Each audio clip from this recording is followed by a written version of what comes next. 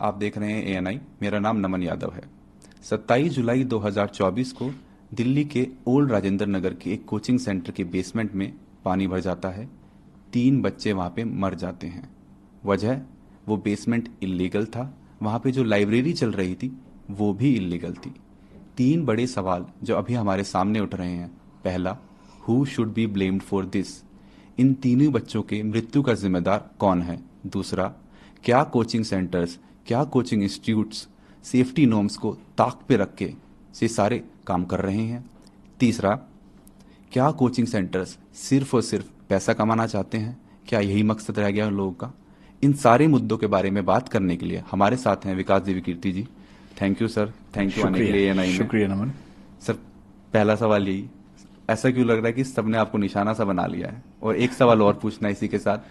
3 दिन हो गए हैं सर, हजारों बच्चे हैं, प्रोटेस्ट कर रहे हैं, धरना दे रहे हैं, जस्टिस की मांग कर रहे हैं, लाठियां खा रहे हैं, डंडे खा रहे हैं, पूछ रहे हैं कि विकास जी चुप क्यों थे? तो दो सवाल हैं, एक तो कि मैं चुप क्यों था और दूसरा कि पहले सवाल आपने क्या पूछा? कि ऐसा लग रहा है कि सबने आपके ऊपर हाँ, सबने निशाना साध दिया मुझ है। पर क्यों निशाना साध हाँ, लिया है। एकदम अर्जुन की लग आंख की तरह उन्होंने, मछली की आंख की तरह आप पे निशाना साध दिया। मुझ पर निशाना इसलिए साधा है कि ऐसे मामले में कोई एक बलि का बकरा सबको चाहिए होता है, उससे चीजें थोड़ी आसान हो जाती हैं। प्रशासन के लिए आसान हो जाता है कि हम बच गए, एक का नाम लगा दो।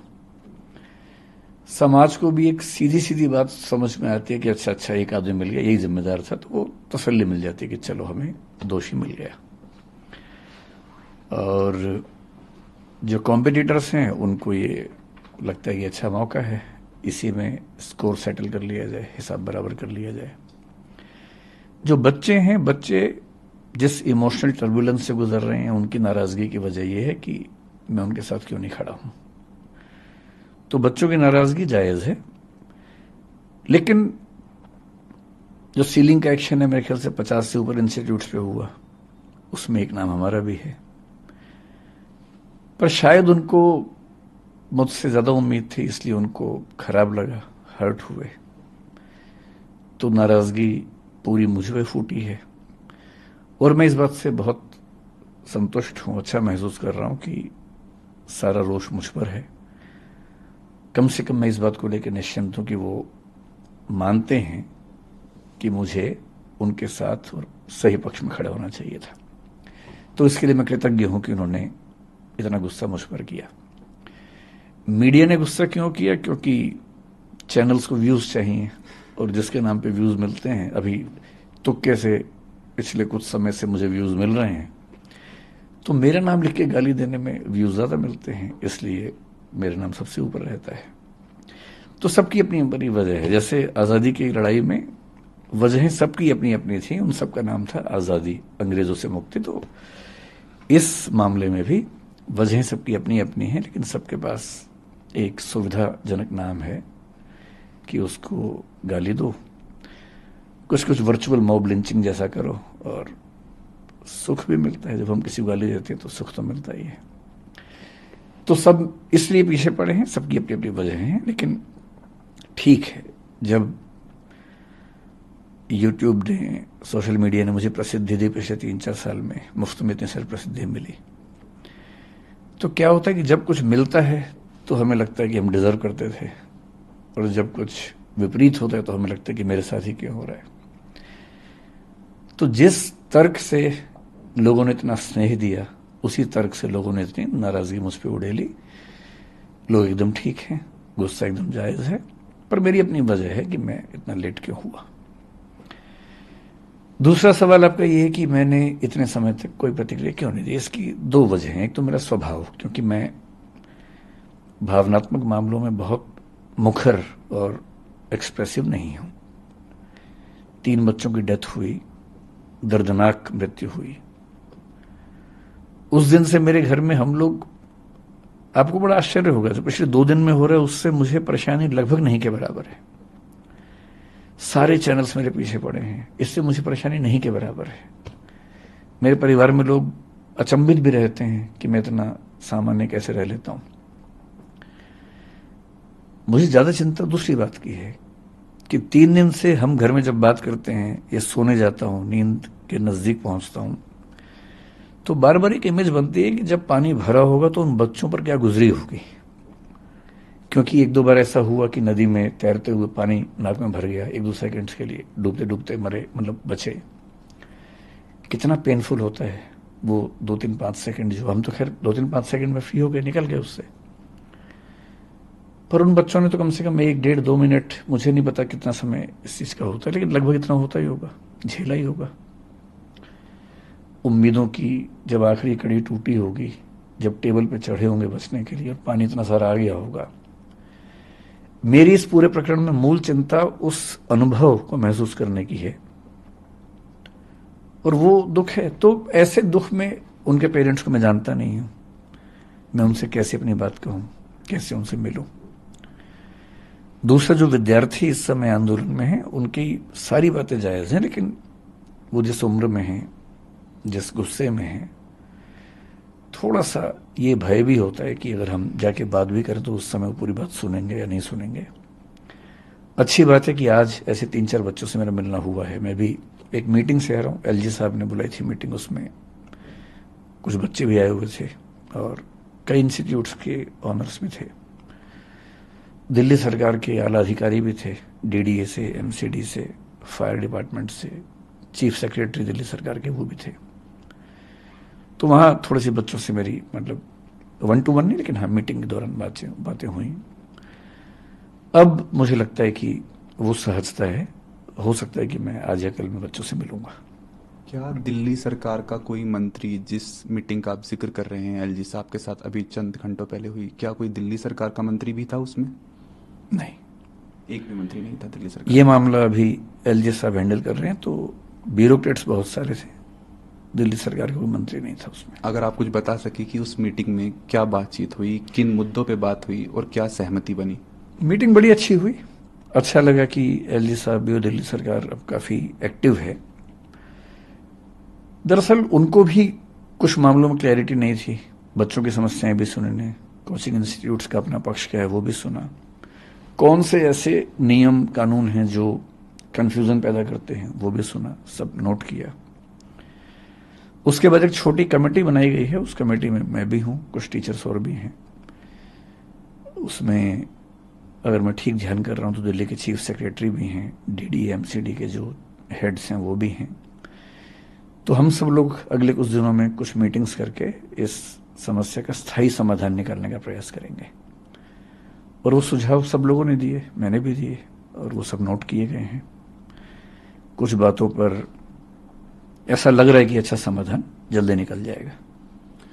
सर, आपके कोचिंग सेंटर की बात करते हैं, दृष्टि आईएएस की बात करते हैं। जो मुखर्जी नगर में जो कोचिंग सेंटर है, उसको एमसीडी ने उसका बेसमेंट सील कर दिया था। बच्चे आपके जितने भी स्टूडेंट्स हैं वो दोनों कोचिंग सेंटर, मुखर्जी नगर में हो चाहे करोल बाग में हो, वहाँ पे प्रोटेस्ट कर रहे हैं। कुछ बच्चे कल रात को आपके घर के सामने भी पहुँच गए हैं। बच्चों में बहुत आक्रोश है, वो जस्टिस चाह रहे हैं।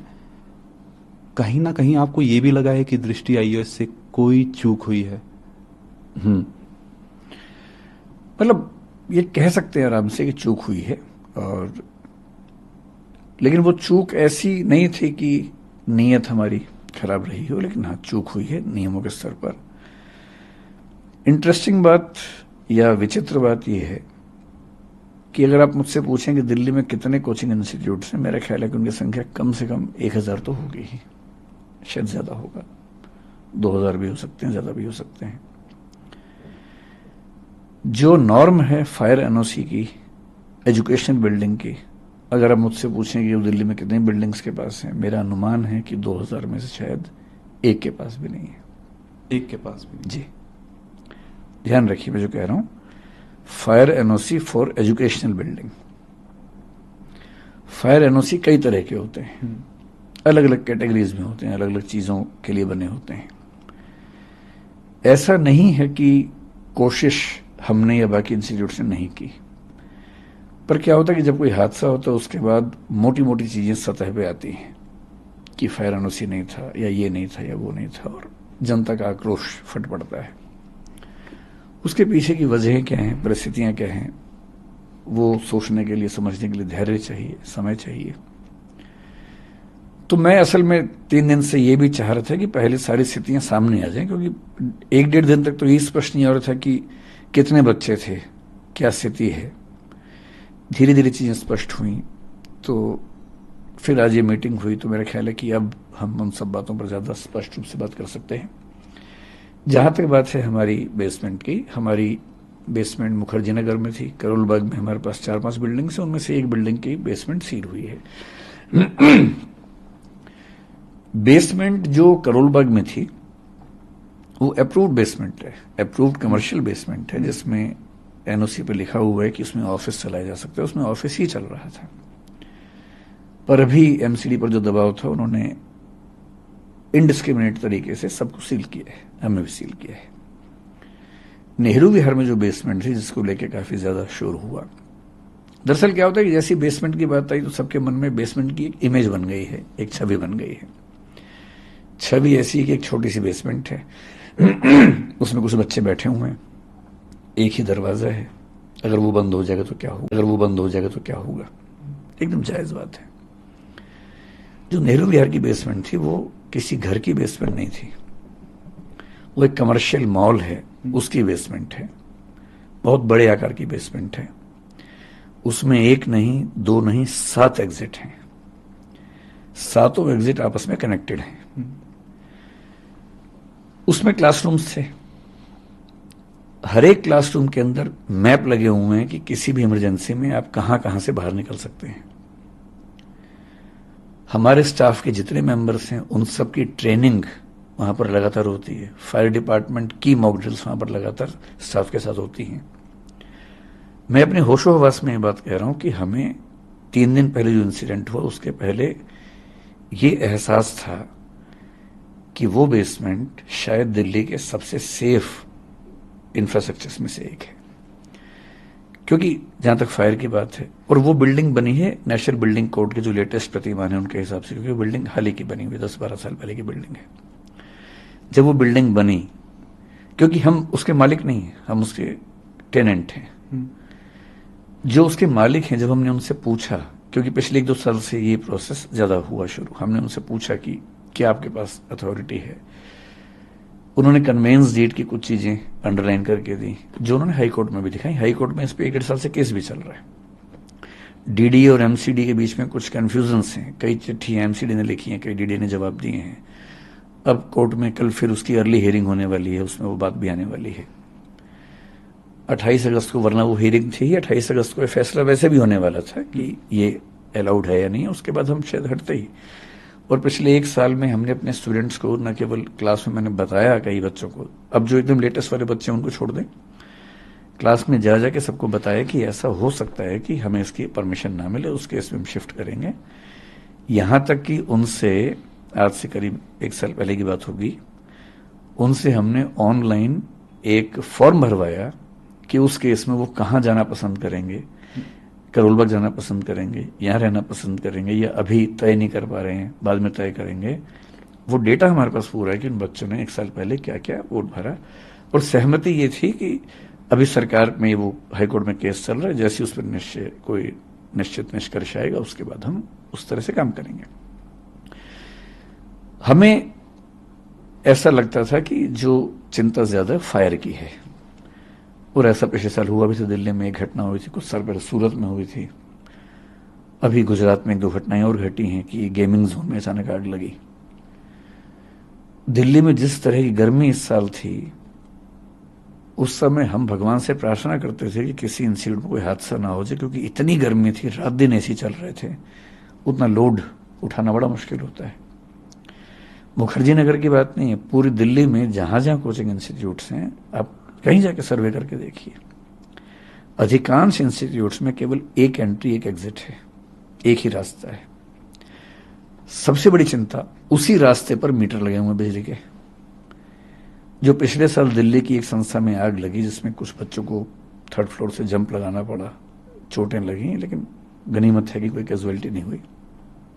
क्या हुआ था उसमें? एक ही रास्ता है, उसमें मीटर है, उसमें आग लग गई, धुआं ऊपर गया। और शुरू में बच्चे ऊपर छत पे नहीं जा पा रहे थे, बाद में खैर दरवाजा खुला, वो चले गए वहां पर, लेकिन तब तक कुछ बच्चे जंप लगा चुके थे। चाहे सूरत हो चाहे कुछ भी हो, मूल खतरा आग से होता है।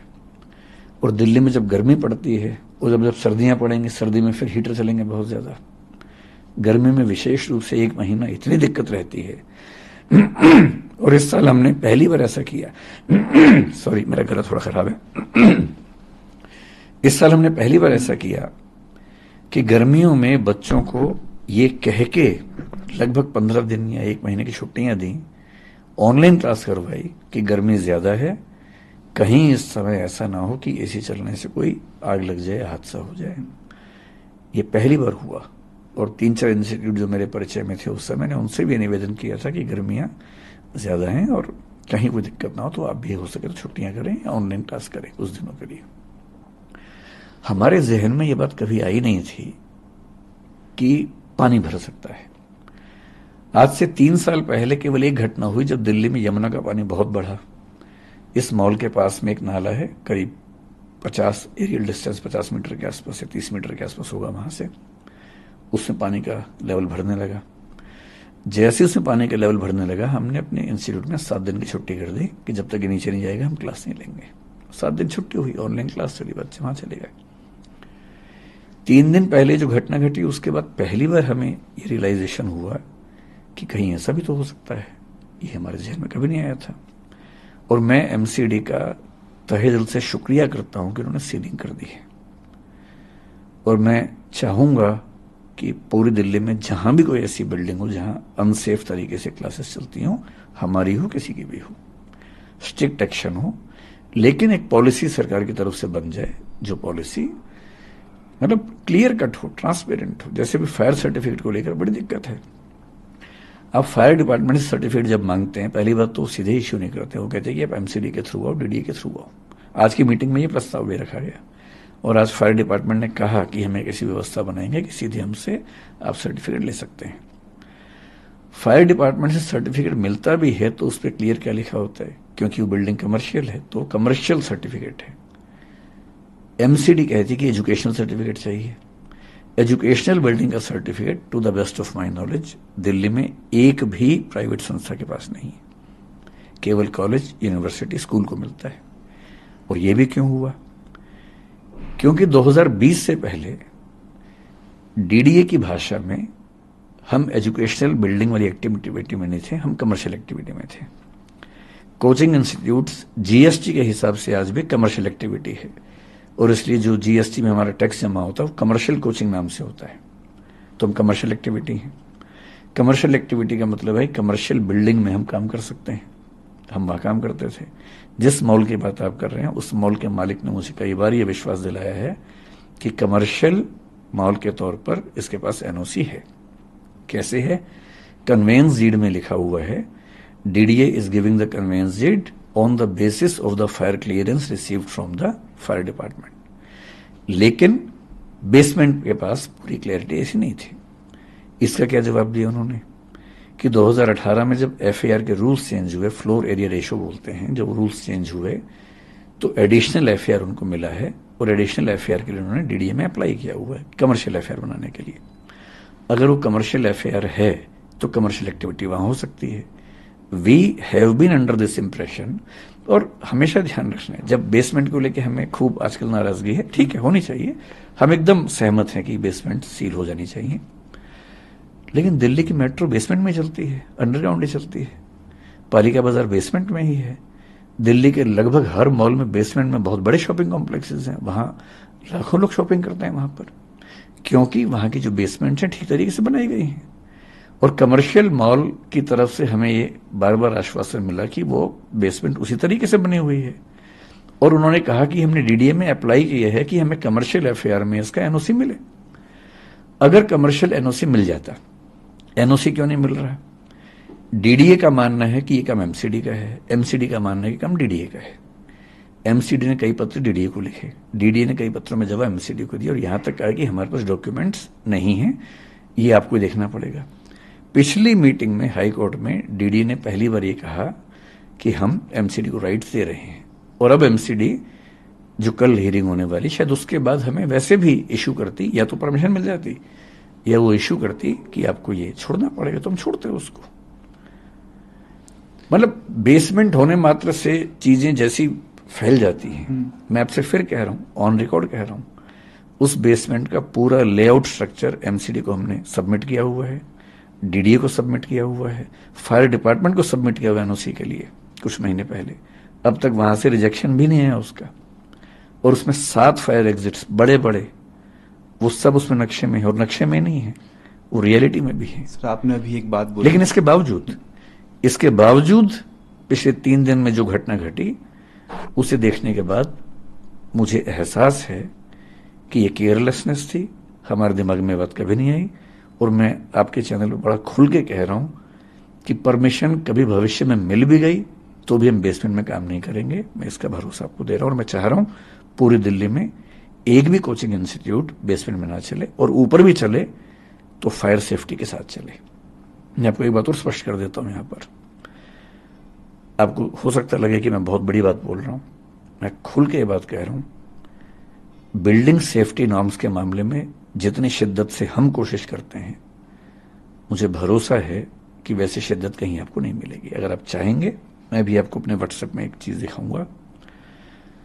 हमारे पास एक, आप, मुझे नहीं पता बाकी इंस्टीट्यूट्स क्या करते हैं, मैं अपना बता रहा हूं आपको।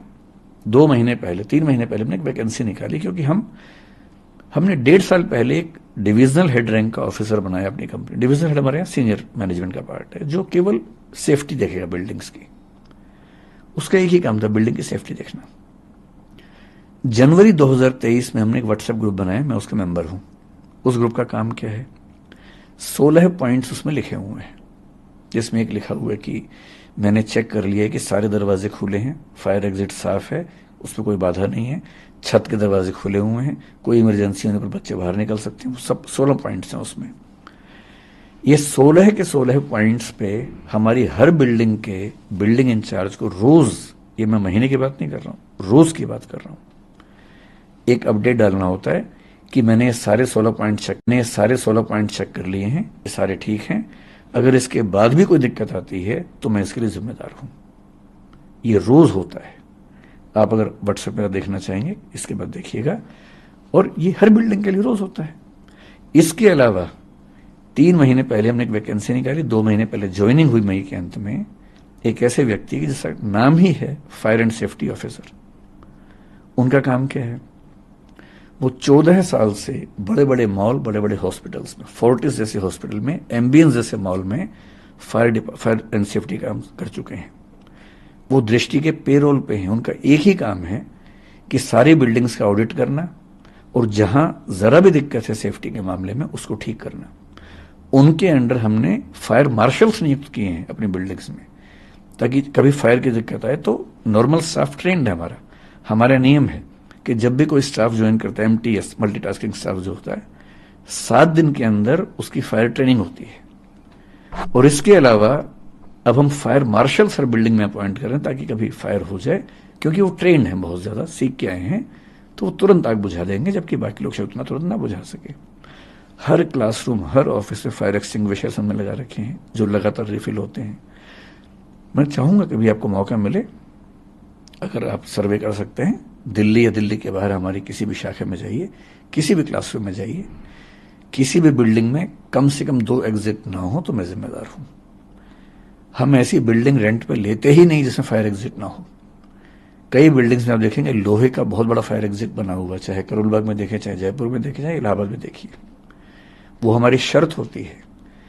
इंदौर में हमें 1.5 साल एक्स्ट्रा लग गया, केवल इसलिए कि एक भी बिल्डिंग ऐसे नहीं मिल रही थी जहां 2 एग्जिट हो। हमने एक लैंडलॉर्ड से बात करके उसकी जमीन पे, प्लॉट पे बिल्डिंग बनवाई 2 फायर एग्जिट वाली, और वहां काम शुरू किया। 2 साल लेट काम शुरू किया, सिर्फ इसलिए कि किसी भी स्थिति में किसी बच्चे या स्टाफ की जिंदगी से समझौता ना हो। हमारी नीयत ऐसी ही है। एक गलती हुई समझने में, मैं पूरे देश से, पूरे समाज से माफी मांगता हूं कि हाँ वो गलती हुई, आगे वो गलती नहीं होगी।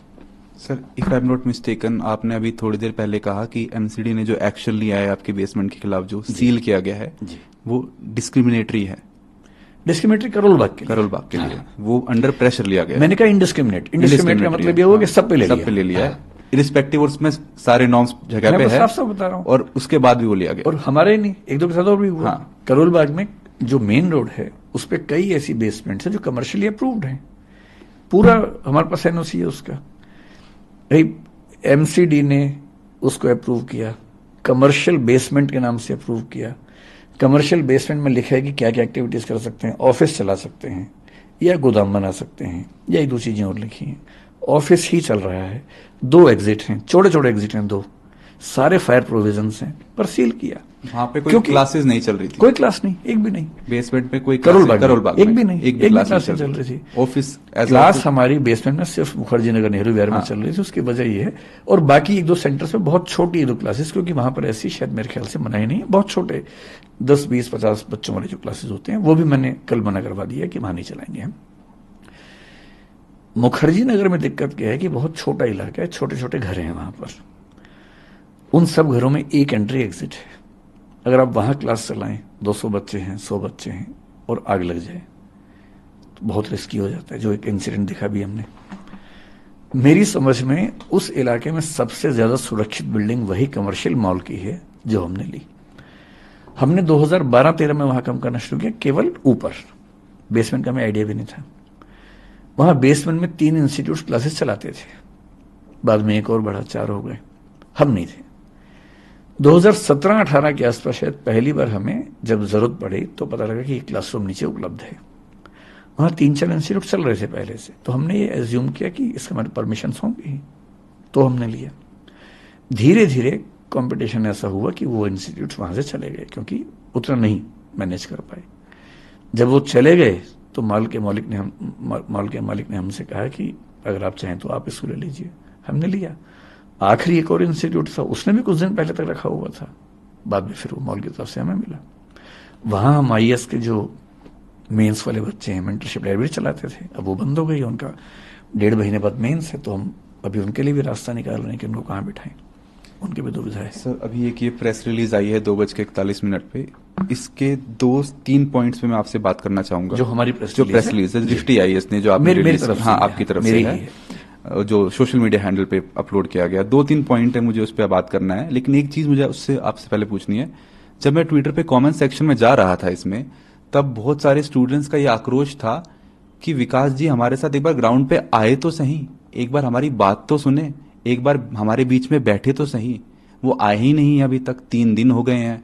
कुछ बाकी टीचर्स भी आए हैं, मिनिस्टर्स भी गए हैं, लेकिन जो टीचर जिसे हम इतना प्रेम करते थे, जिसे इतना सुनते थे, जिसे इतना फॉलो करते थे, वो 3 दिन बाद स्टेटमेंट रिलीज कर रहा है और हमारे बीच नहीं आया। नहीं, देरी के लिए तो हमने खेद जताया है, क्योंकि मैं आप स्टूडेंट से मिलने जाएंगे? एकदम जाऊंगा। मैं दरअसल कोशिश करता हूँ, मेरी हमेशा से आदत रही है कि चीजें पूरी स्पष्ट होने के बाद प्रतिक्रिया दूं, हड़बड़ी में ना दूं।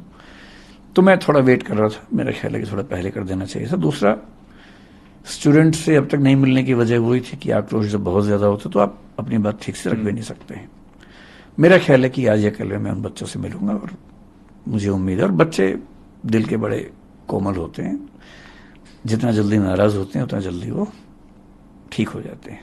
तो मुझे पता है कि बच्चों की नाराजगी मुझसे क्यों है और वो दूर कैसे होगी। सर, एक 5th पॉइंट आपकी प्रेस रिलीज में है, वो बोलता है कि DDA, MCD and Delhi fire department के नियमों में असंगति है, कॉन्ट्राडिक्टरी है। आप समझाएंगे कि क्या वो लॉज हैं जिनमें कॉन्ट्राडिक्टरी है, ये वेल कोऑर्डिनेटेड नहीं है आपस में? दिल्ली में ये समस्या है कि अलग अलग विभागों में कोऑर्डिनेशन थोड़ा कम दिखता है। आज भी इस मीटिंग में सब बातें हुई। जैसे मैं आपको एग्जांपल देके समझाऊं, डीडीए ने पहला मास्टर प्लान 1962 में बनाया, फिर 2001 में बनाया। 2001 तक, जहां तक मेरी जानकारी, मिक्स्ड लैंड यूज नाम की कोई चीज नहीं होती थी। 2005 या 6 की बात है कि सुप्रीम कोर्ट ने एक आदेश दिया कि दिल्ली में जो भी commercial activities non commercial area में चल रही हैं वो सब सील होंगी। सब कुछ सील होने लगा। कोचिंग इंस्टीट्यूट्स भी हुए, बाकी एक्टिविटीज भी हुई। इतना विरोध हुआ कि उसमें फिर दिल्ली की सरकार को प्रस्ताव रखना पड़ा, संसद को एक्टिव होना पड़ा, और तब उस समय 2008 में पहले संसद ने थोड़ा सा रिलीफ दिया, और उसके बाद 2008 में या 9 में master plan of Delhi, MPD 2021 लेके आए, जो पारित हुआ।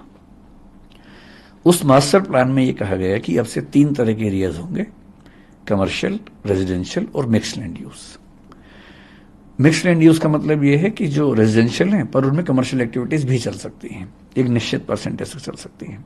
अगर आप एमपीडी पढ़ेंगे, मास्टर प्लान ऑफ दिल्ली 2021 का पढ़ेंगे, चैप्टर 15 उसका इन एक्टिविटीज के बारे में है। 15.7.1 और 15.7.3 ब्रैकेट में 7, इनको ध्यान से पढ़िए। 15.7.1 साफ साफ कहता है कि coaching institutes mixed land area में अलाउड हैं, प्रोवाइडेड कि सड़क इतनी चौड़ी होनी चाहिए।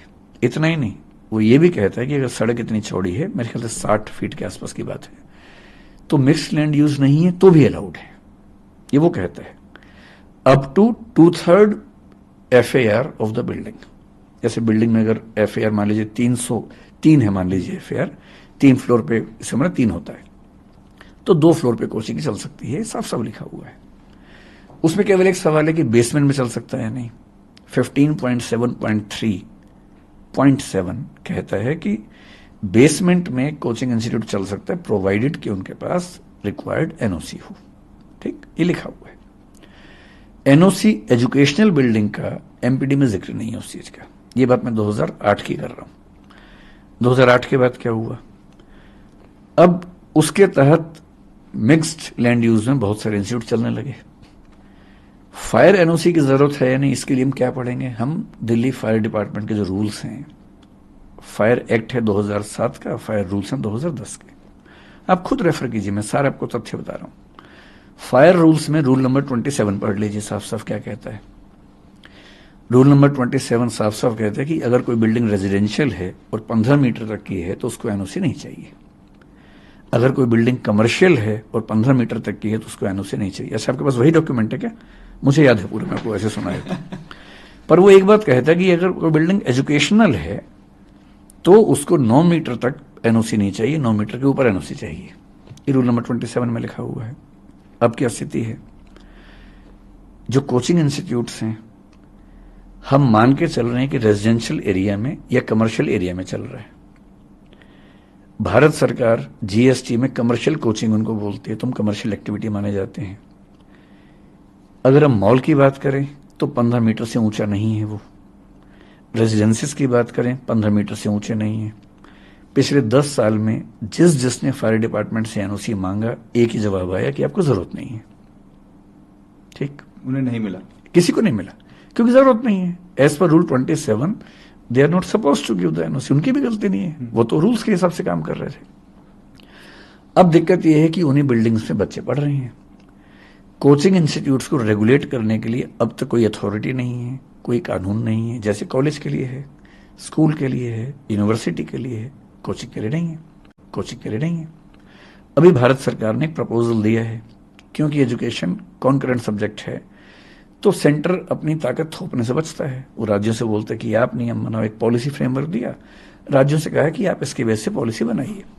अभी तक मेरे ख्याल से किसी राज्य ने बहुत सीरियस स्टेप नहीं लिए। हालांकि कुछ राज्यों ने, बिहार ने, उत्तर प्रदेश ने, शायद राजस्थान ने पहले से एक पॉलिसी बना रखी थी अपनी। अब स्थिति यह कि कोचिंग चल रही है, फायर एनओसी की जरूरत नहीं है क्योंकि रूल ये कहता है। पिछले साल एक घटना घट गई दिल्ली में। जब वो घटना घटी तो सबको चिंता हुई, वो भी लाजमी बात है, चिंता होनी चाहिए। तो सीलिंग शुरू हुई, कोर्ट में केस गया, हाई कोर्ट ने सुओ मोटो कॉग्निजेंस लिया और हाई कोर्ट ने केस लिया। उसकी वजह से चीजें बड़ी दुरुस्त हुई, क्योंकि हाई कोर्ट जब इन्वॉल्व हुआ तो चीजें ठीक होनी थी, क्योंकि हाई कोर्ट तो सबसे पूछ सकता है। जो कोऑर्डिनेशन की कमी है हाई कोर्ट में तो नहीं होती, वो वहां तो सब इकट्ठे होते हैं। तो हाई कोर्ट ने पूछा कि क्या प्रावधान है। अब इस बीच में डीडीए ने 2020 में यूनिफाइड बिल्डिंग बाई लॉज में संशोधन किया, जो 2016 के नियम थे। उसमें क्या किया, एजुकेशनल बिल्डिंग के हेडिंग में कोचिंग इंस्टीट्यूट्स का नाम लिख दिया, जो कि पहले नहीं लिखा हुआ था। तो 2020 से कोचिंग इंस्टीट्यूट्स में नॉर्म कौन सी लागू होगी, एजुकेशनल बिल्डिंग की। एजुकेशनल बिल्डिंग के लिए नियम बहुत सख्त हैं और इसका मतलब है कि मास्टर प्लान में संशोधन के बाद जिन लोगों ने मिक्स लैंड में कोचिंग चलाया, कन्वर्जन चार्ज पे किया, 10 साल का पार्किंग चार्ज पे किया, जो कि नियम था उस समय का, अब वो भी वहां नहीं चलेंगे। तो हाईकोर्ट में पॉइंट्स उठाए गए, सब लोगों ने उठाए। वहां पर होते होते कंफ्यूजन ये था कि नेशनल बिल्डिंग कोड ये कहता है कि 100 से कम बच्चे अगर हैं तो उस बिल्डिंग को एजुकेशनल बिल्डिंग नहीं माना जाएगा, ठीक। लेकिन यूनिफाइड बिल्डिंग बाईलॉज 2020 उसमें एक लाइन आ गई कि अगर 20 से ज्यादा बच्चे हैं तो एजुकेशनल बिल्डिंग माना जाएगा। अब एक ही राज्य में दो कानून अलग अलग बात कह रहे हैं। इसका मतलब यह हुआ कि 20 से ज्यादा बच्चे, अगर 30 बच्चे हैं तो एक कानून के हिसाब से एजुकेशनल बिल्डिंग है, एक के हिसाब से नहीं है। अब एमसीडी ने जब सीलिंग शुरू की तो दिल्ली फायर डिपार्टमेंट ने पिछले 1 साल में क्या स्टैंड रखा, बड़ा क्लियर स्टैंड रखा और अच्छा स्टैंड रखा। उन्होंने अपनी समझ से अच्छा रखा। उन्होंने कहा कि एजुकेशनल बिल्डिंग के लिए जो फायर नॉर्म्स है रूल 27 में वो ये हैं कि अगर 9 मीटर तक की बिल्डिंग है तो वहां तक हमें एनओसी नहीं चाहिए। लेकिन आप ढूंढ रहे हैं उसको, नहीं। देखिए रूल नंबर 27 को देखिए, उसमें है, उसमें क्या था कि कमर्शियल और रेजिडेंशियल बिल्डिंग को 15 मीटर तक एनओसी नहीं चाहिए। 15 मीटर तक, लेकिन एजुकेशनल बिल्डिंग को 9 मीटर के ऊपर चाहिए। अब अगर हम एजुकेशनल बिल्डिंग मान लें इनको, तो 9 मीटर तक क्या होता है, ग्राउंड और फर्स्ट फ्लोर कवर हो जाता है। तो दिल्ली फायर डिपार्टमेंट ने पिछले 1 साल में जो स्टैंड रखा वो ये रखा कि ग्राउंड और फर्स्ट फ्लोर पे अगर कोचिंग चल रही है तो एनओसी नहीं चाहिए, उसके ऊपर है तो चाहिए। तो मुखर्जी नगर में, दिल्ली के बाकी क्षेत्रों में कोचिंग इंस्टीट्यूट ने जनरली क्या किया, 2nd 3rd फ्लोर को बंद करना शुरू कर दिया, ग्राउंड फर्स्ट पे एक्टिविटीज करनी शुरू की। हालांकि मेरा अपना मानना है कि फर्स्ट फ्लोर पे भी रिस्क उतना ही हो सकता है, अगर सीढ़ी एक ही है तो खतरा उतना ही है, मेरा अपना ऐसा मानना है। ग्राउंड पे आमतौर पर 2 रास्ते होते हैं तो इतनी दिक्कत नहीं है, अगर सरकार मानना चाहे तो इस बात को कंसिडर करना चाहिए। अब इसलिए सीलिंग नहीं हुई क्योंकि ग्राउंड फर्स्ट पे चल रहा था। हाई कोर्ट ने पिछली हियरिंग में, जो कि अभी मेरे ख्याल से 12 जून की बात है, 12 जून नहीं सॉरी, उससे पिछली हियरिंग शायद 10 मई को हुई थी वो हियरिंग मेरे ख्याल से, उसमें एक नया स्टैंड लिया और उसने कहा कि अगर एजुकेशनल बिल्डिंग है, पहली बात तो एजुकेशनल बिल्डिंग है या नहीं, हम केवल एक बात से तय करेंगे कि यूज क्या हो रहा है। अगर यूज हो रहा है एजुकेशन का तो एजुकेशनल बिल्डिंग होगी, और एजुकेशनल बिल्डिंग हो तो फ्लोर चाहे कोई भी हो, फायर एनओसी होना चाहिए। और फायर एनओसी कौन सा होना चाहिए, एजुकेशनल बिल्डिंग वाला होना चाहिए। और एजुकेशनल बिल्डिंग वाला फायर एनओसी मेरी जानकारी में दिल्ली में एक भी प्राइवेट इंस्टीट्यूट के पास नहीं है। 2000 में से मतलब मेरे अनजाने में 2-4 के पास किसी तरह से हो तो हो, मेरी जानकारी में एक के पास भी नहीं है। विकास जी, सारी बातें एक तरफ, लेकिन हकीकत तो ये है कि 3 बच्चे मर गए एकदम। वो 3 बच्चे नहीं है, 3 फैमिलीज हैं जी। उनसे बहुत सारे लोग जुड़े हुए हैं, काफी सपने थे, यूपीएससी में जाएंगे, सिविल सर्वेंट बनेंगे। श्रेया यादव, तानिया सोनी और निविन डाल्विन, ये 3 बच्चे मर गए हैं, पानी में डूब के मर गए। किसी ने सोचा भी नहीं होगा, ऐसे सपने में भी नहीं सोचा होगा कि 3 बच्चे डूब के मर जाएंगे। किसी की तो जिम्मेदारी बनती होगी, कहीं ना कहीं तो वो बक रुकेगी, कहीं ना कहीं तो अकाउंटेबिलिटी फिक्स होगी। एकदम ठीक बात। क्या ये एमसीडी की गलती थी, सरकार की गलती थी, किसकी गलती थी? मतलब मैं इस चीज से बचता हूं कि हम सारी गलती किसी एक पर ही थोप दें, जैसे सोशल मीडिया मुझ पर थोप रहा है। आप भी किसी एक पर थोपना चाहें तो थोप लें, पर मैं नहीं थोपूंगा। गलती किसकी है? मेरे ख्याल से एक कमी यह है कि अलग अलग कानून, अलग अलग एजेंसीज में कोऑर्डिनेशन की कमी है। नीयत सबकी ठीक है, अगर थोड़ा कोऑर्डिनेशन होता, जैसे आज की जो मीटिंग थी उससे बड़ा अच्छा प्रस्ताव एक व्यक्ति ने दिया जिसको एलजी साहब ने तुरंत एक्सेप्ट किया। हम सबने कहा कि सर आप एक ऐसी कमेटी बना दीजिए जहां हम बैठ के सारी बातें समझा दें, सारा पक्ष रख दें, फिर जो आप आदेश देंगे, जो नियम बनाएंगे, आप केवल 10-15 दिन का समय दे दीजिए, जो उस नियम को ना माने उसको बंद कर दीजिए। हम सबसे पहले तैयार हैं उस चीज के लिए। हमें भी तो क्लैरिटी चाहिए कि क्या क्या नियम है। इस घटना की जिम्मेदारी अगर तय करनी हो तो मेरे ख्याल से पहली समस्या ये वाली है। भ्रष्टाचार तो निश्चित रूप से है ही, कहने की बात ही नहीं है। अगर आप उस दिन के वीडियो को देखेंगे तो मैं बहुत परेशान रहा उस वीडियो को देख के कि सड़क पर बहुत पानी भरा हुआ है। बेसमेंट का जो लेवल है वो सड़क के लेवल से बहुत ही नजदीक है, ऊंची बेसमेंट नहीं है, लगभग उसी लेवल की बेसमेंट है। बहुत खतरा नजर आ रहा है कि अगर पानी उछला तो अंदर चला जाएगा। इतने में एक जीप वहां से गुजरी और मुझे आज पता लगा कि वहां एक बड़ा सा पैनल रख के रोका हुआ था पानी को अंदर जाने से, और अंदर बच्चे लाइब्रेरी में बैठे हुए थे। जैसी वो जीप तेजी से गुजरी, पानी जोर से उछला और उस पानी से वो टूट गया जो टेम्परेरी रास्ता बना हुआ था, तो पानी अंदर जाने लगा। तब भी हमें दुविधा थी कि अचानक इतना पानी कैसे गया होगा, क्योंकि अगर 30-40 बच्चे थे और पानी आते हुए देखेंगे तो शायद निकलने का रास्ता रहता। एक तो दरवाजा बंद हुआ जो बायोमेट्रिक होने की वजह से हुआ, ये बहुत बड़ी समस्या हुई।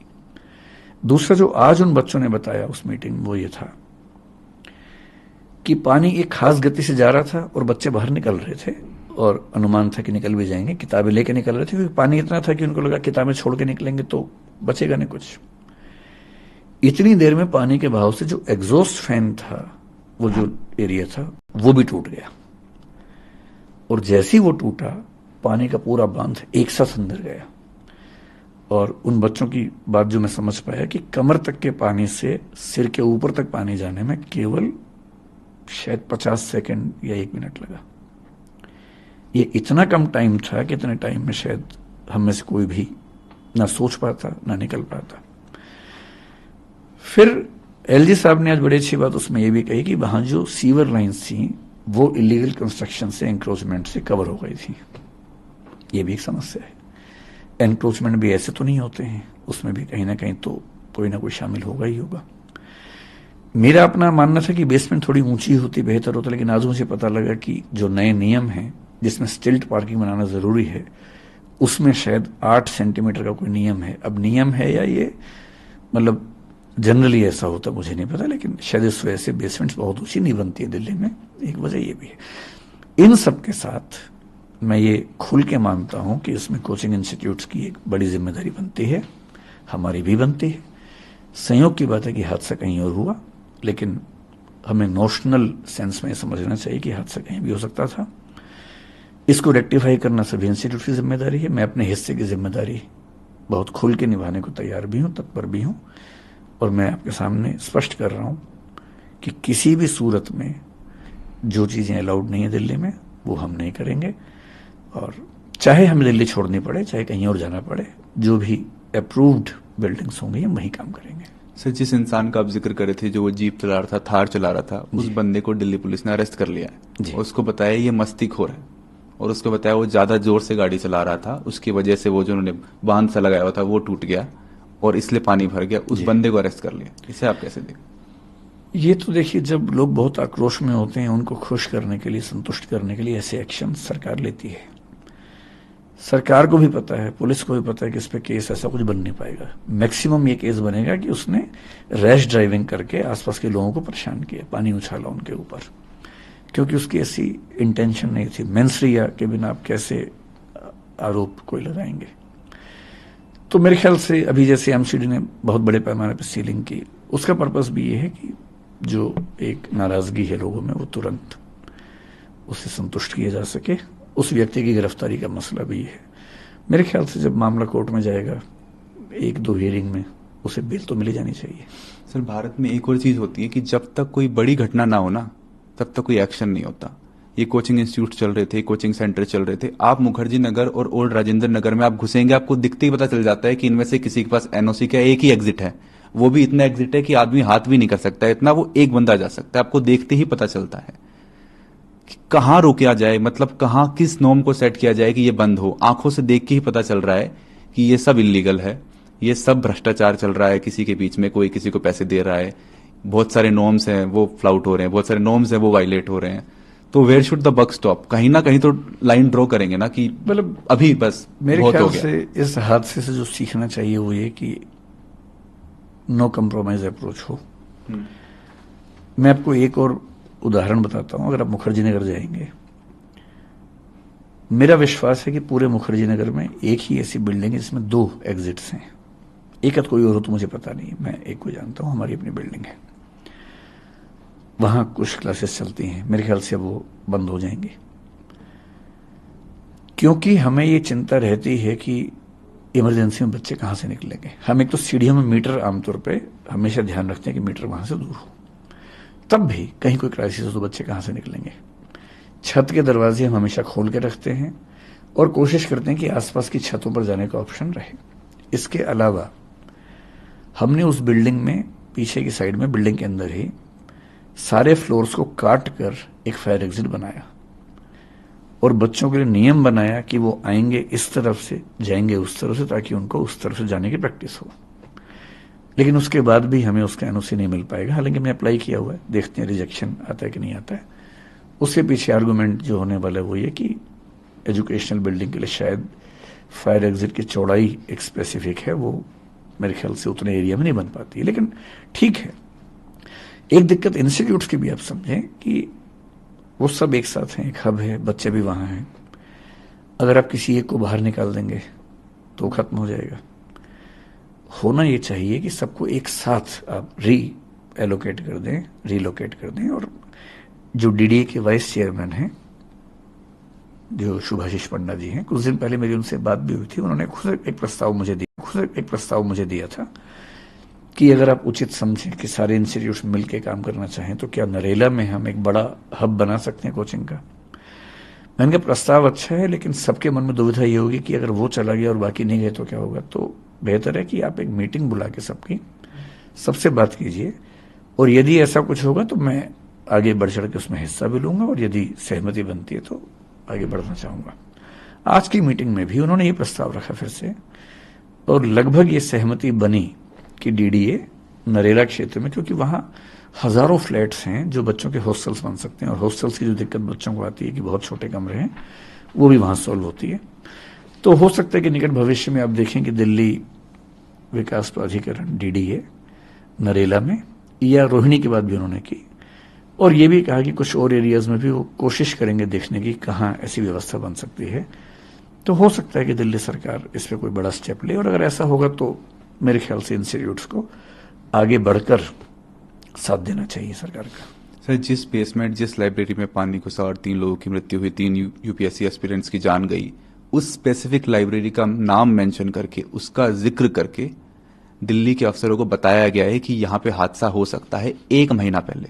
अच्छा, बताया गया, लिखा गया और रिमाइंड भी करवाया गया। ये किसने, मुझे इसकी ये जानकारी एक नहीं है। ग्रीवेंसेस ऑफिसर को लिखा है, एक बच्ची ने लिखा है। तब तो ये हाँ, लिखा शेयर नेग्लिजेंस का मामला है। बताया गया और उस रिमाइंड भी करवाया गया। नहीं, अगर ऐसा है तो मैं बाद ये हुआ है। मैं बिल्कुल भी ये नहीं कहूंगा सिस्टमैटिक कुछ नहीं देखते। ये निश्चित तौर पे फेलियर है अगर ऐसा है कि पहले आइडिया था। मुझे भी कल किसने बताया कि शायद पहले, आज उन बच्चों ने बताया कि पहले भी पानी भरा था। मतलब मेरा अपना मानना है कि अगर ऐसा है तो फिर इस पे बहुत बहुत कठोर कार्रवाई होनी चाहिए। सर, एक दूसरा पहलू भी आया। अब जब ये हादसा हुआ तो उसके बाद रिपोर्टर्स गए हैं वहां पे, काफी एंकर्स गए हैं, वो सुविधाओं को देख रहे हैं, वो फैसिलिटीज को देख रहे हैं। तो एक बच्चा जब मुखर्जी नगर में और राजेंद्र नगर में घुसता है और राजेंद्र नगर में घुसता है तो उससे पैसे कैसा निकाला जाए ये स्टार्ट हो जाता है। वो सबसे पहले जाएगा कोचिंग इंस्टीट्यूट में, कोचिंग सेंटर में एडमिशन लेगा, 2 से 2.5 लाख रुपए वहां लगेगा। उसके बाद 50-60 हजार रुपए अगर क्रैश कोर्स और करना है तो वहां लगेगा। उसके बाद उसे घर नहीं मिलेगा। जब तक ब्रोकर को वो पैसे नहीं देगा 1 महीने का सिक्योरिटी डिपॉजिट, तब तक उसको पैसे नहीं मिलेंगे और घर नहीं मिलेगा। उसके बाद मकान मालिक नखरे करता है, वो उसको घर नहीं देता। इतने छोटे छोटे घर होते हैं सर। हाँ। कहीं तो रुकेगा। मतलब कितना इन स्ट्रगल्स को ग्लोरीफाई किया जाएगा? नहीं, ग्लोरीफाई करने का मसला बिल्कुल भी नहीं है। असल में क्या है कि अगर इसके पीछे बहुत स्पष्ट बात करें तो वो ये है कि दिल्ली के इलाके सैचुरेट हो चुके हैं। जितना वहां का इंफ्रास्ट्रक्चर है और जो बच्चे आ रहे हैं, एक तो जो बच्चे आ रहे हैं उतने बच्चे वापस नहीं जाते हैं, हर साल नए बच्चे आते हैं।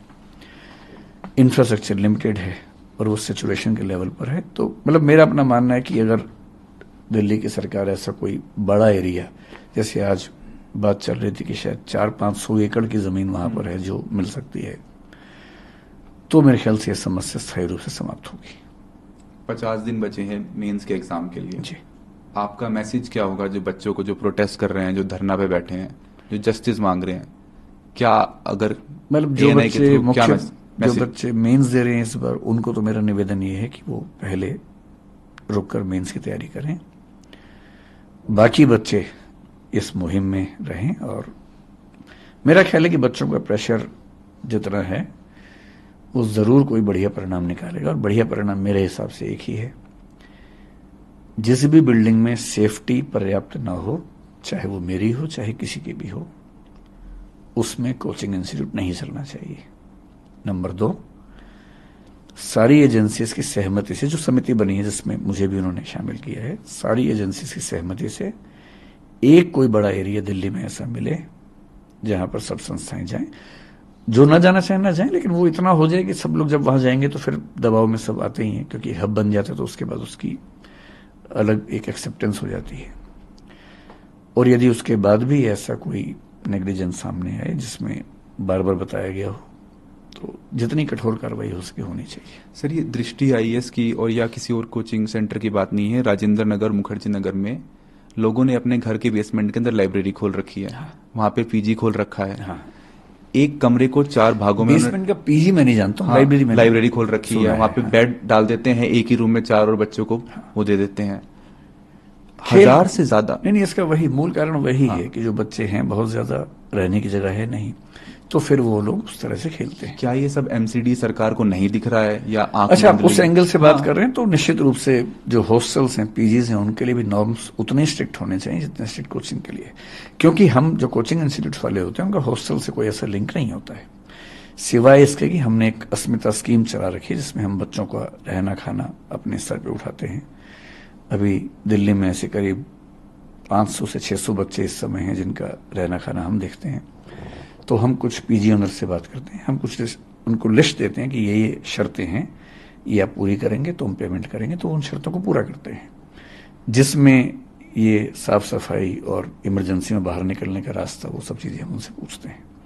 लेकिन हाँ, ठीक बात है, जो नॉर्म्स कोचिंग इंस्टीट्यूट के लिए वो हॉस्टल के लिए भी होनी चाहिए, इसमें कोई किंतु परंतु की बात नहीं है। और ये भी ध्यान रखना है कि कोचिंग इंस्टीट्यूट में तो बच्चा, जैसे एक बार उसने फीस दी, लेकिन रहना है उसको 3 साल तक।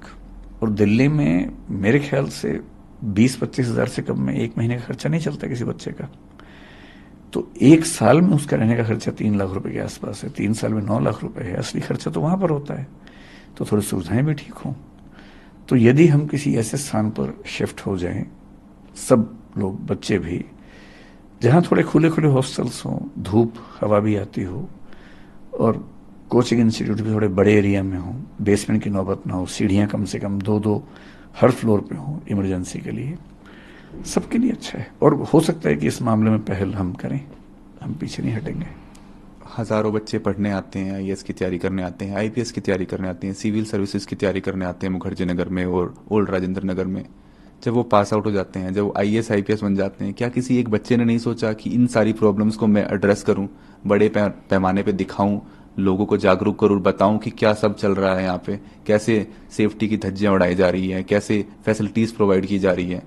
क्या किसी एक इंसान ने भी नहीं सोचा? नहीं, ऐसा नहीं है। कुछ सिविल सर्वेंट्स ऐसा सोचते होंगे, जरूर अपनी बात रखते भी होंगे। कभी कभी ऐसा भी होता है कि जो लोग यहाँ से पढ़ के जाते हैं वही वापस आके यहाँ काम भी करते हैं।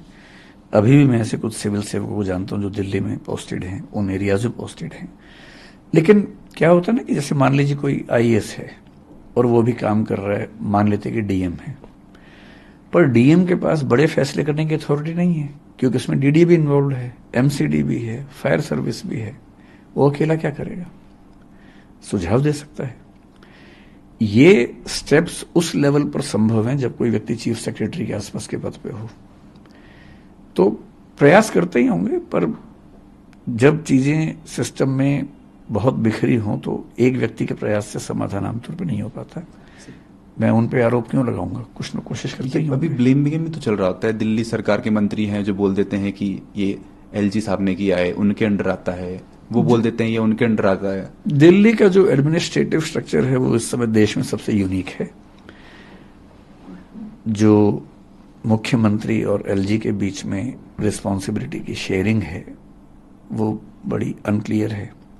सुप्रीम कोर्ट का एक आदेश है, उसके बाद एक उस पर ऑर्डिनेंस आया, एक्ट आया, तो ये खींचतानी चलती रहती है। और ये दुर्भाग्य है कि दिल्ली में चीजें इस वजह से फंस जाती हैं। दिल्ली सीएम और दिल्ली एलजी के बीच में जो रिफ्ट है उसका भुगतान दिल्ली के लोग कर रहे हैं, कहना गलत तो नहीं होगा? मैं इस पर टिप्पणी करने से बचूंगा, क्योंकि अभी ये मामला जिस तरह से बढ़ रहा है, मैं चाहता हूं कि इस पर फैसले बड़े हो जाएं। इन झगड़ों में उलझने से हो सकता है कि वो चीज थोड़ी सी हल्की पड़ जाए। ठीक है। फिलहाल मेरी रुचि इसमें कम है कि पावर सीएम के पास ज्यादा है कि एलजी के पास ज्यादा है।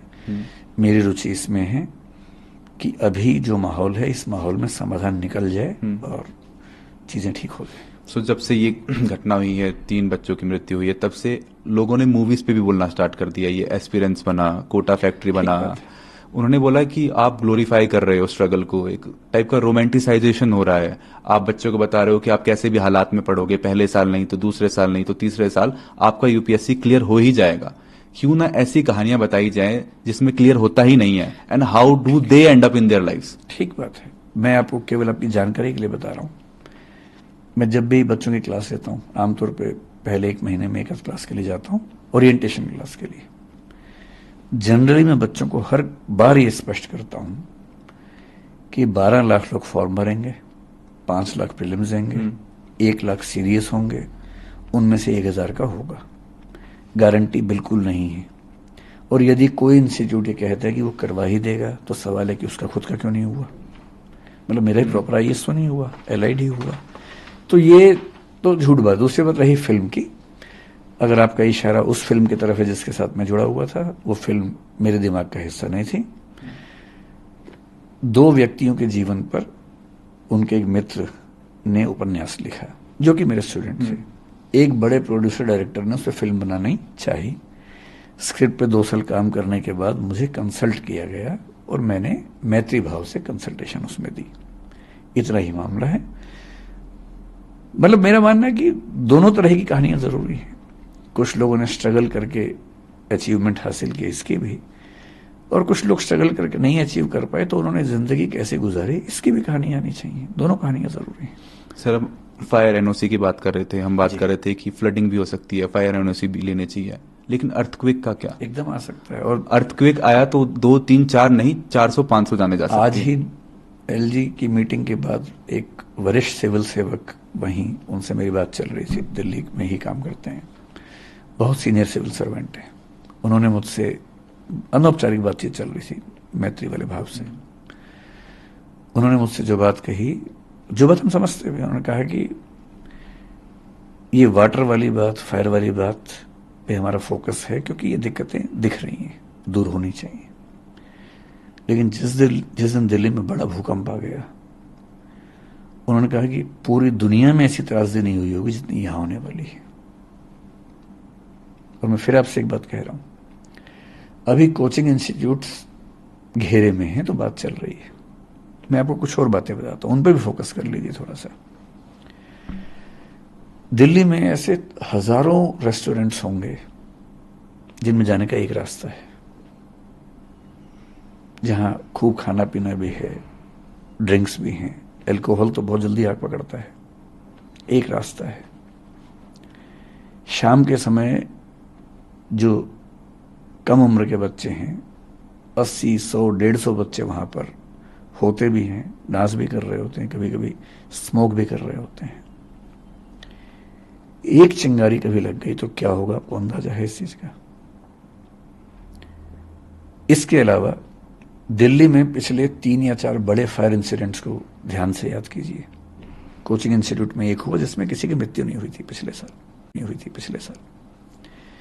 उसके पहले नरेला में एक इंसिडेंट हुआ। नरेला में हुआ या मतलब उपहार सिनेमा भी हुआ। उपहार तो बहुत पहले की बात हो गई। उसके बाद पिछले 4 साल में, 5 साल में 2 इंसिडेंट्स हुए जिनमें करीब 30 40 से ज्यादा व्यक्तियों की जान गई।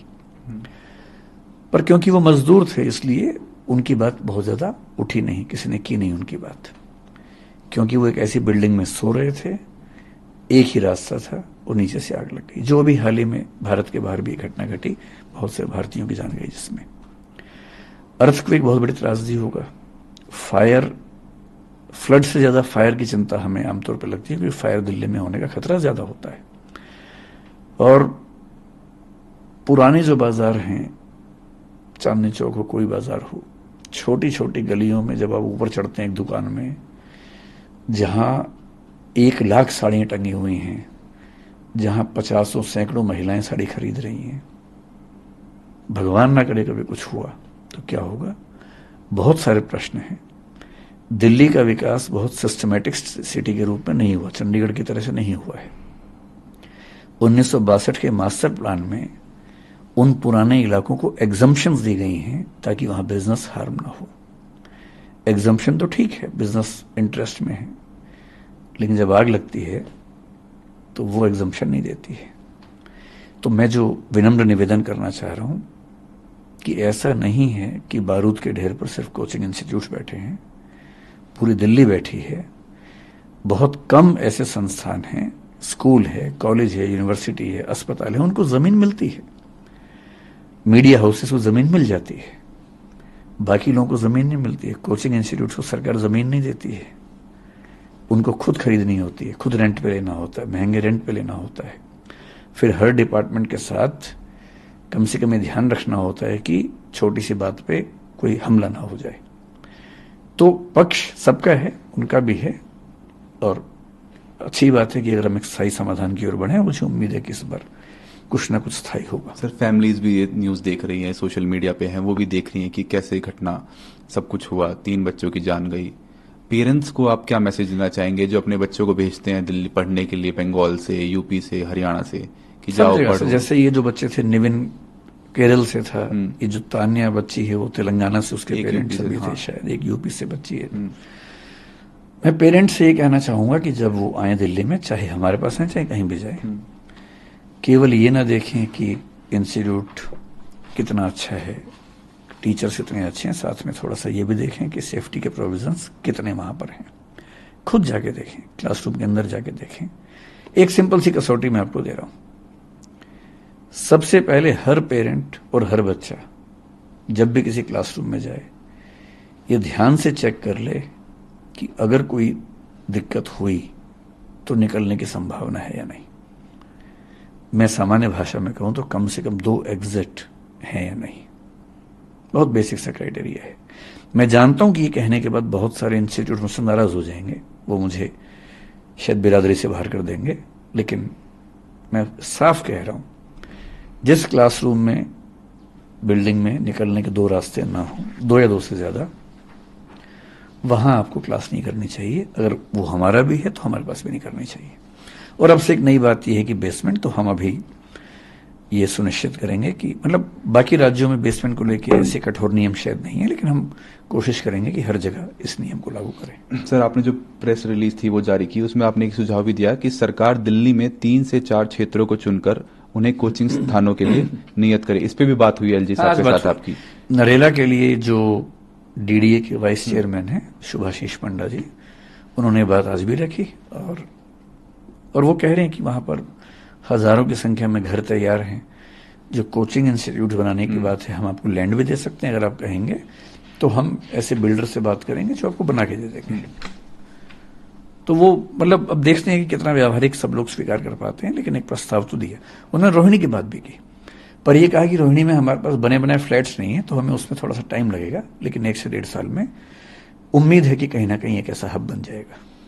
एक डेथ्स को भी लेकर सर काफी सवाल उठ रहे हैं कि 3 स्टूडेंट्स नहीं थे, 3 से ज्यादा थे, और कहीं ना कहीं मौतों को छुपाया जा रहा है। फिर एक इसका काउंटर आर्ग्यूमेंट ये भी आता है कि भाई जो लोग मरे हैं, जो बच्चे मरे हैं, स्टूडेंट्स मरे हैं, उनके पेरेंट्स और फैमिली सामने नहीं आ रहे हैं।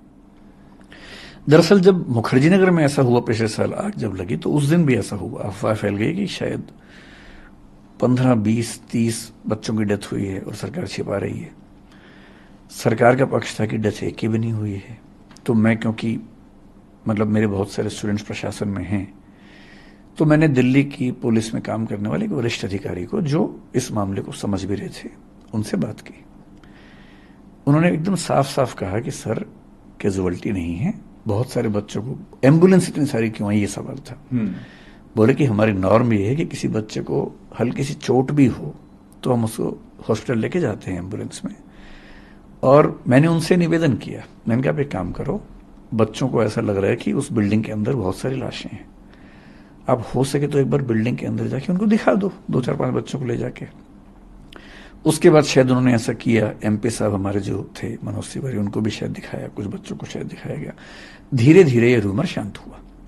यहां की जो बात है, मेरा बच्चों से कहना यह कि अगर उनको निश्चित तौर पर ऐसी जानकारी है तो उन बच्चों का नाम बताएं जो मिसिंग हैं, जिनकी डेथ की बात है। जैसे मैंने आज ही कहीं पढ़ा कि एक बच्चे को मिसिंग बताया गया, वो बच्चा आज सामने आया कि मैं उस दिन वहां पर नहीं था, शायद नारायणा में कहीं रहता बच्चा।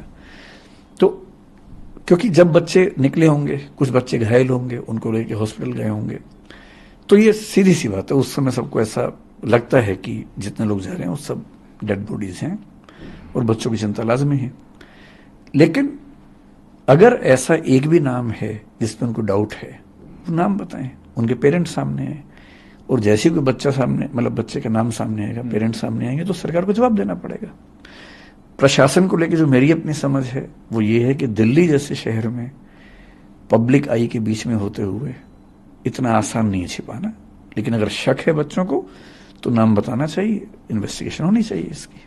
सर, एक नीलेश नाम का यूपीएससी एस्पिरेंट और था, उसकी कुछ दिन पहले जान चली गई थी करंट लगने की वजह से। अभी 3 बच्चों की जान चली गई है। एक सवाल बार बार लोगों के मन में उठता है, दिल में उठता है, does human cost have no life in India? मतलब ये बात ईमानदारी से कहें तो जैसे जैसे हम विकसित देश बनते हैं वैसे वैसे ह्यूमन लाइफ की कीमत बढ़ती जाती है। विकासशील देशों में, गरीब देशों में ह्यूमन लाइफ की कीमत उतनी नहीं होती है। मसलन नियम उतने हैं नहीं, रिसोर्सेज उतने हैं नहीं, इंफ्रास्ट्रक्चर उतना है नहीं, चलता रहता है, सबको पता है, फिर एक हादसा होता है, नाराजगी होती है कुछ दिनों की, शांत हो जाता है। गुजरात में कुछ दिन पहले ऐसा हुआ कि एक नदी पे पुल टूटा, कितनी जानें चली गई, बहुत शोर मचा। गुजरात में ही हाल में गेमिंग जोन में आग लगी, कितने लोग मर गए। दिल्ली में पहले 2 फायर इंसिडेंट्स हुए थे, कितने लोगों की डेथ हो गई थी। ट्रेन एक्सीडेंट्स भी होते हैं। लेकिन क्योंकि इंफ्रास्ट्रक्चर को लेकर, संसाधनों को लेकर हम रातों रात विकसित देश नहीं बन सकते। विकसित देशों ने आज से 50 साल पहले ये सब झेला है। इन सब चीज़ों को झेल कर नई नीतियां बने, नियम बने, चीज़ें ठीक हुई। वहाँ आबादी का दबाव थोड़ा कम रहता है, जगह उनके पास ज़्यादा है, हमारे पास आबादी भी ज़्यादा है जगह की तुलना में। ईमानदारी की बात है कि भारत में और ऐसे देशों में, पाकिस्तान में, किसी और देश की बात करें, ह्यूमन बीइंग की ज़िंदगी पर खतरे ज़्यादा है, और दिल्ली तो बहुत ज़्यादा है। जब गर्मियाँ होती हैं तो चिंता होती है कि कहीं आग ना लग जाए, सर्दियों में भी ऐसा होता है। अब बरसात में चिंता होने लगी है कि कहीं पानी ना घुस जाए। दिवाली आते आते अगले 4 महीने चिंता है कि जिसको लंग्स में दिक्कत है, अगर किसी को, मतलब अगर लंग्स से दिक्कत है तो बस वो बच जाए, क्योंकि पॉल्यूशन का लेवल इतना ज़्यादा होता है। तो निस्संदेह दिल्ली में जिंदा रहना भी एक चैलेंज होता है, चुनौती है। सर, स्टूडेंट्स जो प्रोटेस्ट कर रहे हैं उन्हें देख के लग नहीं रहा है कि उनका आक्रोश आने वाले 3-4 दिनों में कम होने वाला है। जब तक कोई सॉलिड उन्हें या तो प्रूफ नहीं मिलेगा कि सरकार कोई कदम उठा रही है या कोई जस्टिस का कोई उन्हें रे ऑफ होप नहीं दिखेगा, तब तक लग नहीं रहा कि वो एक कदम पीछे लेने वाले हैं। अच्छी बात है कि आज की मीटिंग में 5 या 6 बच्चे जो उस मूवमेंट में हैं वो भी आए हुए थे, उन्हें दिल्ली पुलिस लेके आई थी। वो भी इस पूरे प्रोसेस के भागीदार हैं, और जो कमेटी बन रही है उस कमेटी में बच्चों का पार्टिसिपेशन भी है। एक बार मैं आपको उस कमेटी में कौन कौन है अगर आप बता पाए तो? बच्चे, एलजी साहब ने जो उस समय कहा था मैं बहुत एग्जैक्टली ध्यान नहीं कर पा रहा हूँ, लेकिन 4-5 इंस्टीट्यूट्स के लोग थे, जिनमें एक मैं भी था। बच्चों की तरफ से 1 या 2 लोग रहने वाले हैं। जो दिल्ली के चीफ सेक्रेटरी हैं, मेरे ख्याल से वो कमेटी के चेयरमैन होने वाले हैं। और अगर मैं ठीक याद कर पा रहा हूँ तो एमसीडी के कमिश्नर और डीडीए के वीसी या उनके प्रतिनिधि उस कमेटी में होंगे, और दिल्ली फायर सर्विस के भी। सर, ये इंटरव्यू खत्म करना चाहूंगा। आपका एक आखिरी मैसेज, जो बच्चे जो प्रोटेस्ट कर रहे हैं, जो न्याय की मांग कर रहे हैं, आप उनसे एएनआई के थ्रू क्या कहना चाहेंगे? आखिरी मैसेज। मैं कहना चाहूंगा कि ये जो आक्रोश है ये बहुत रैंडम ना रहे, एक व्यवस्था सुधारने का माध्यम बने, और उसमें कुछ लोगों को कीमत चुकानी होगी, उनको चुकानी चाहिए, चाहे वो हम हों, चाहे एमसीडी वाले हों, कोई भी हो। और अगर इस आक्रोश की बदौलत वो दिल्ली में एक ऐसी रेगुलेटरी बॉडी बनवा लेते हैं कोचिंग इंस्टीट्यूट्स के लिए जो सब चीज़ों का नियमन करे, हॉस्टल्स के बारे में भी ध्यान से उनकी शिकायतों को सुने, समाधान करे, और यदि कोई एक ऐसा प्लेस मिल जाता है, क्योंकि कोचिंग इंस्टीट्यूट्स की वहाँ कॉस्ट काफ़ी कम होगी। अभी करोलबाग वगैरह में किराए इतने ज़्यादा हैं कि उनकी भी बहुत दिक्कतें हैं। ऐसा नहीं है कि उनके पास परेशानियां नहीं हैं। जब नई जगह पे होंगे किराए उनके बहुत कम हो जाएंगे, खर्चा भी कम हो जाएगा, फीस भी कम हो जाएगी, रहने की दुविधा भी कम हो जाएगी, हवा धूप वो सब चीज़ें भी मिलेंगी। तो अब मतलब वो कहते हैं ना कि दुष्यंत कुमार की भाषा में कि हो चुकी है पीर पर्वत सी पिघलनी चाहिए। पीड़ा जो है पहाड़ जैसी हो गई है, इस हिमालय से कोई गंगा निकलनी चाहिए। ये बच्चे भगीरथ बन सकते हैं, इस हिमालय से गंगा निकाल सकते हैं। और इस मामले में मैं खुल के कह रहा हूं कि मैं उनके साथ हूं, इसमें कोई दुविधा नहीं है। और साथ में इतना ही नहीं, बल्कि मैंने आज एलजी साहब से भी बात की। एलजी साहब ने निवेदन किया कि जिन बच्चों की मृत्यु हुई उनके माता पिता की स्ट्रगल्स भी हैं, तो हम तो सरकार की तरफ से जो मदद कर सकते हैं करेंगे, आप लोग भी करेंगे तो अच्छा होगा। मैंने उनको वायदा किया एलजी साहब को कि हम आगे बढ़ के मदद करना चाहेंगे, बशर्ते कि उनके पेरेंट्स ऐसा चाहें, उनको अपमान ना लगे। तो हम आज या कल में उन बच्चों से मिलेंगे, उन बच्चों के थ्रू उन बच्चों के पेरेंट्स से मिलेंगे जिनकी मृत्यु हुई, बात करेंगे। यदि संभव हुआ तो हम कोशिश करेंगे उनके घाव पर थोड़ी सी मरहम लगा सकें। सर बहुत बहुत शुक्रिया नहीं से बात करने। बहुत धन्यवाद, थैंक्स अ लॉट। बहुत बहुत धन्यवाद।